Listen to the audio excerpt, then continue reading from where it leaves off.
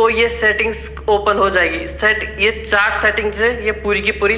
तो सबसे पहले हम सिंबल्स में आते हैं। सिंबल्स में आपको दिख रहा होगा colour bars based on previous close, मतलब जो कलर बार्स है ना वो प्रीवियस कैंडल की तरह होंगे। और ये है बॉडी, अगर आप इस पे क्लिक करके हटा दोगे ना तो कैंडल्स की बॉडी हट जाएगी। देखिए अब ये बॉडी हट चुकी है। अगर मैं इस पे क्लिक करूंगा तो बॉडी वापस आ जाएगी। और ये बॉर्डर्स है, अगर आप कैंडल की बॉर्डर हटाना चाहते हैं बॉर्डर हट जाएगी। और ये विक है, अगर मैं इस पे क्लिक करके विक हटा दूंगा तो देखिए सारी कैंडल्स की विक हट चुकी है।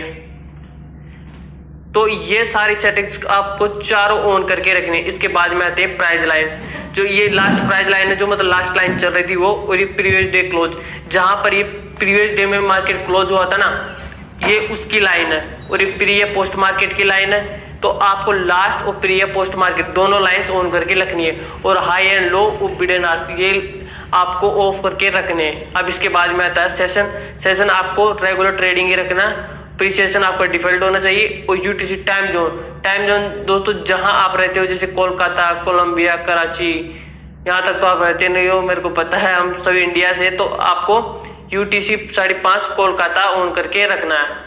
जो ये टाइम जोन आ रहा है ना आपको, यहाँ पे देखो ये वाला आपका चेंज हो जाएगा। तो उसी हिसाब से ये कैंडल्स आपको दिखेगी। अब आते हैं दोस्तों स्टेटस लाइन में। स्टेटस लाइन में दोस्तों ये टाइटल दिख रहा होगा। तो आपको यहाँ पे मैंने आपको पिछली वीडियो में बताया था कि यहाँ पे निफ्टी लिख रहा होगा, इनको हटाना।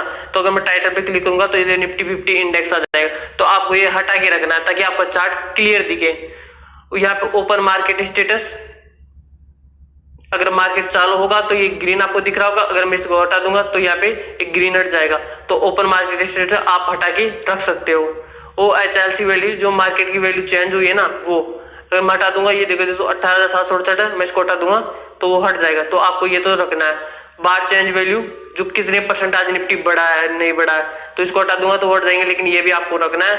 वॉल्यूम आपको हटा के रखना है। और बैकग्राउंड आपको यही रखना है। ठीक है दोस्तों। अब आते हैं हम स्केल्स पर।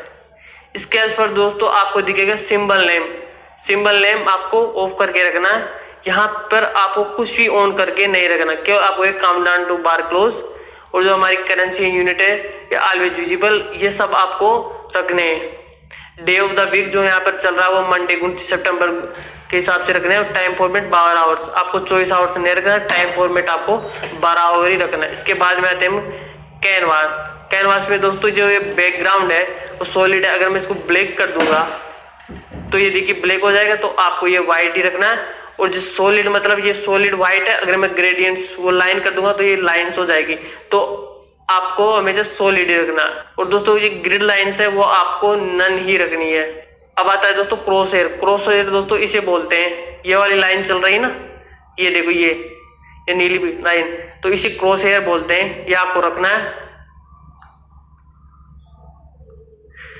और दोस्तों वाटरमार्क आपको रखना है। टेक्स्ट 12 ये आपको सेम रखने हैं, इनमें कुछ भी चेंज नहीं करना है। अब दोस्तों आते हैं ट्रेडिंग में। दोस्तों आप जो बाय सेल बटन यहाँ पे पेपर ट्रेडिंग करते हो वो आप इसके चालू करके रखना चाहते हो तो वो चालू करके रख सकते हो। तो दोस्तों ये सारी जो सेटिंग्स है, आपको ये सारी सेटिंग्स है ना जो यहाँ पे ऑन हो रखी है उनको आप सबको ऑन कर लेना। जो यहाँ पर ऑफ है उनको ऑफ ही रहने देना, कुछ भी चेंज नहीं करना। लेकिन दोस्तों आपका चार्ट बिल्कुल क्लियर होना चाहिए। और दोस्तों आपको किसी भी सेटिंग के बारे में पूछना हो तो आप आराम से कमेंट बॉक्स में पूछ लेना। तो दोस्तों अगर आपको वीडियो पसंद आई हो तो लाइक कर देना और हमारे चैनल को सब्सक्राइब कर देना। धन्यवाद।